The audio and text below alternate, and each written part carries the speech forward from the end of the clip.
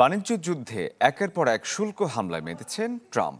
এবার মেক্সিকো এবং ইউরোপীয় ইউনিয়নের ওপর 30% শুল্ক আরোপের ঘোষণা দিয়েছেন তিনি জানান এই বাড়তি কর কার্যকর হবে 1 আগস্ট থেকে।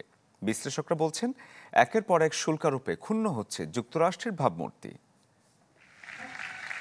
ফের বাণিজ্য যুদ্ধের আওয়াজ তুলেছেন মার্কিন প্রেসিডেন্ট ট্রাম্প। এবার লক্ষ্য মেক্সিকো ও ইউরোপীয় ইউনিয়ন। আগামী 1 আগস্ট থেকে এই দুই প্রধান বাণিজ্যিক অংশীদারের রপ্তানি পণ্যের ওপর 30% শুল্ক বসানোর ঘোষণা দেওয়া হয়েছে। ট্রাম্পের এমন সিদ্ধান্তে ক্ষুব্ধ মেক্সিকো ও ইউরোপীয় ইউনিয়ন। এ শুল্ককে অন্যায্য বলছে দেশ দুটি। যে কোনো সমস্যা মোকাবেলায় মাথা ঠান্ডা রাখতে হয়। আমরা জানি কোন জায়গায় যুক্তরাষ্ট্রের সঙ্গে কাজ করা যাবে আর কোন জায়গায় না। তবে মেক্সিকোর সার্বভৌমত্ব কোনোদিনও আপোষযোগ্য নয়। শুধু মেক্সিকো বা ইউরোপ নয়, এ সপ্তাহেই বাংলাদেশ সহ 23টি বাণিজ্যিক অংশীদার দেশকে চিঠি পাঠিয়েছেন ট্রাম্প। এসব দেশের ওপর শুল্ক হার নির্ধারিত হয়েছে 20 থেকে 50% পর্যন্ত। তামা আমদানিতে আলাদা করে 50% শুল্ক আরোপের কথাও বলা হয়েছে।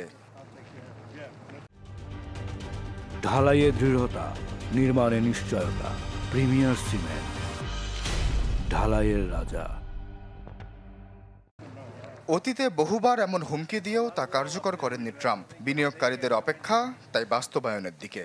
আলোচনা থেকে বারবার সরে আসায় প্রশ্ন উঠেছে যুক্তরাষ্ট্রের ভাবমূর্তি ঘিরেও।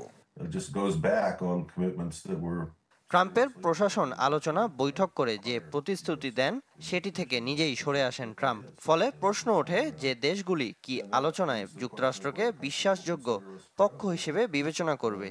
তারা কি আমাদের এমন একটি দেশ হিসেবে ভাববে যারা কাগজে কলমে প্রতিশ্রুতি দেবে এবং যখন তা করা সুবিধাজনক হবে তখন তা ভঙ্গ করবে।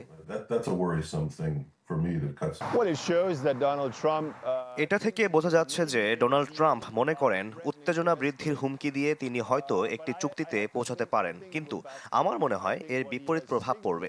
তিনি ইইউকে 30% শুল্ক দিয়ে ইইউকে হুমকি দিয়েছিলেন।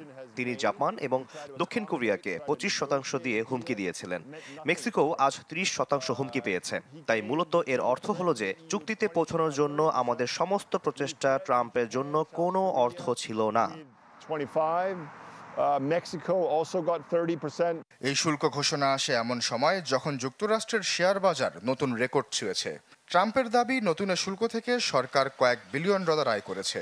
ট্রেজারি বিভাগের তথ্যে চলতি অর্থ বছরে জুন পর্যন্ত 100 বিলিয়ন ডলারের বেশি কাস্টমস ডিউটি রাজস্ব এসেছে। আশ্বাস চৌধুরী, চ্যানেল 24।